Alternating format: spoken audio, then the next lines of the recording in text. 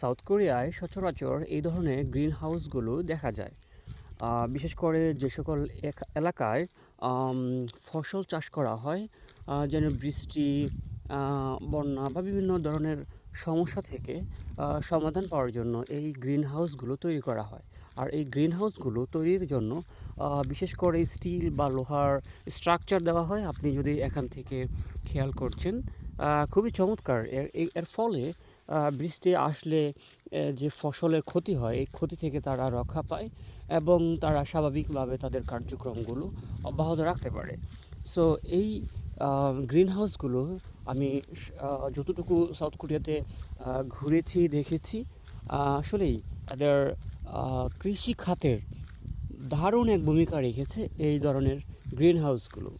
আমরা ভিতরে যাওয়ার চেষ্টা করছি। দেখতে পাচ্ছেন এখানে পানির সংযোগ লাইন রয়েছে এবং তারা প্লাস্টিক দিয়ে গ্রিন হাউসগুলো তৈরি করা রয়েছে। আর আমরা ভিতরে যাচ্ছি না, তবে আমরা বুঝতে পারছি ভিতরে ফসল চাষ করা হয়েছে এই মুহূর্তে। আর এই যে টেম্পারেচার বা বাতাস আসা যাওয়ার জন্য তাদের সংযোগ লাইন, আর এই যে লোহা দিয়ে খুঁটি দিয়ে বেঁধে রেখেছে, এগুলো লোহার স্ট্রাকচার, বিশাল বিশাল স্ট্রাকচার। এর ফলে বাতাস তাদের সমস্যা করতে পারে না এবং কৃষিকাজের কোনো ব্যাঘাত ঘটে না। এই যে দেখুন, এখানে আরেকটি গ্রিন হাউস রয়েছে, পাশেই এখানে ফুলের চাষ করেছে, যা দেখে আমি খুবই মুগ্ধ। ফুলকে আমি অনেক ভালোবাসি।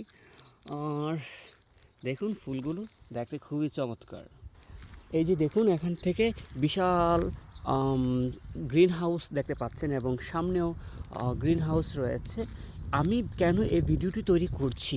আমি ভিডিওটি তৈরি করছি এই কারণে যে বাংলাদেশের মানুষ, আপনারা দেখুন যে গ্রিন হাউস দিয়ে কৃষি খাতের অনেক অভাবনীয় উন্নতি করা সম্ভব এবং কৃষি খাতে বাংলাদেশের উন্নয়ন হবে এবং অসাধারণ ভূমিকা রাখবে।